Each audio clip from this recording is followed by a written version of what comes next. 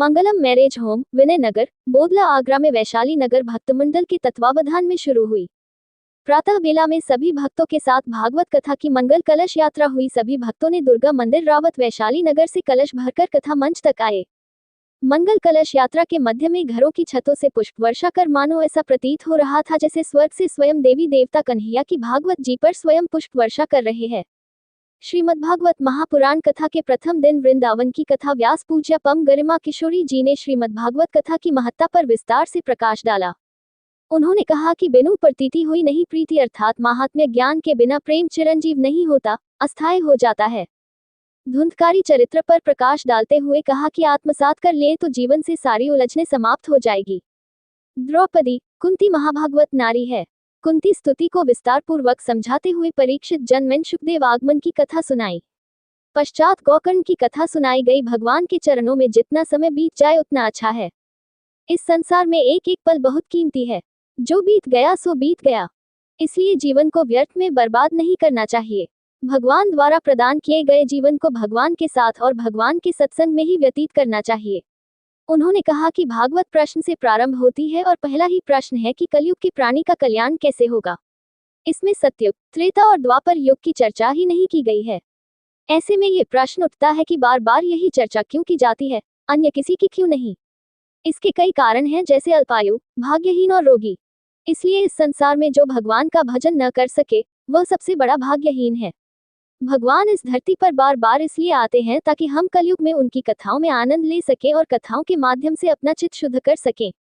व्यक्ति इस संसार से केवल अपना कर्म लेकर जाता है, इसलिए अच्छे कर्म करो। भाग्य, भक्ति, वैराग्य और मुक्ति पाने के लिए भगवत की कथा सुनो। इस पावन मौके पर परीक्षित नरेश शर्मा एवं उर्मिला शर्मा, दैनिक यजमान रानू मनोज तीर्थानी, पंडित योगेंद्र शर्मा, गौरव शर्मा, सुशील भारद्वाज, भूदेव चौधरी, अमित शर्मा, विजय पमनानी, गुरुदास मल, अर्चना शर्मा, चांदनी भोजवानी, डॉक्टर एस.के. वीरानी, देवानंद तीर्थानी, बेनी माधव शर्मा, लक्ष्मण मूलचंदानी, उर्मिला शर्मा, सुशीला भारद्वाज, कनक, कन्हैया सोनी पाठक जी आदि लोग उपस्थित रहे।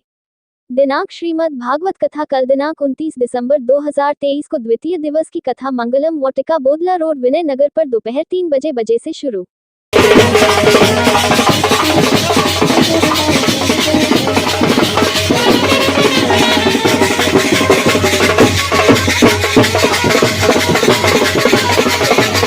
राधे राधे।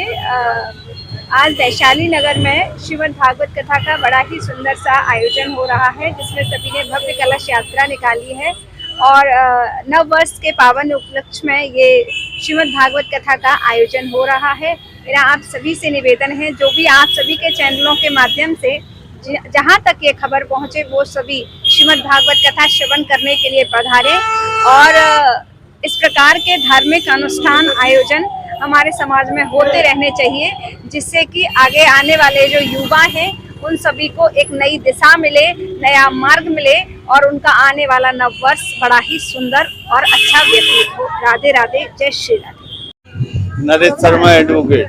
नरेश जी, किस तरीके की आज भागवत कथा निकली, क्या कुछ कहना चाहते हो लोगों को? देखिए, भागवत कथा है, इससे जन कल्याण के लिए, समाज में धार्मिक भावना बढ़ाने के लिए, और हमारी जो किशोरी जी हैं उन्होंने पूर्व में भी भागवत पिछले साल यहीं करी थी और बहुत बढ़िया जो है वक्ता हैं, विद्वान हैं और आध्यात्मिक ज्ञान उनका बहुत गहन है।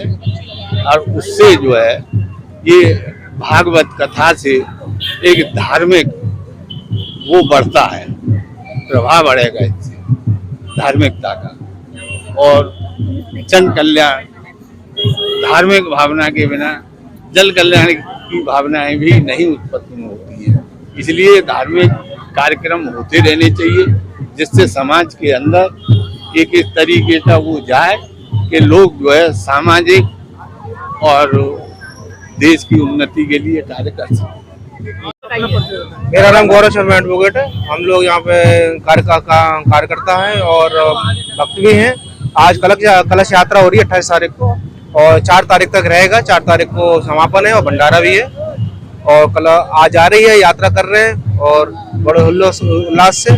और यहाँ पे कथा हमारे गिरधारी लाल घोड़े वाले पंजाबी उनका बैंक्वेट हॉल में हो रही है। क्या कुछ कहना चाहते हैं आखिरी जो मैं यही कहना चाहता हूँ कि बड़ी मुश्किलों से प्रभु की कृपा से ये ऐसा माहौल बनता है, और आगरा की जनता से यही कहना चाहता हूँ आगे से आगे अपनी बड़ी बड़ी अपना आशीर्वाद दें, और गर्मा किशोरी जिन्होंने अपनी कीमती समय निकाला भागवत के लिए, वो अपने जनता उन्हें सुनने आए।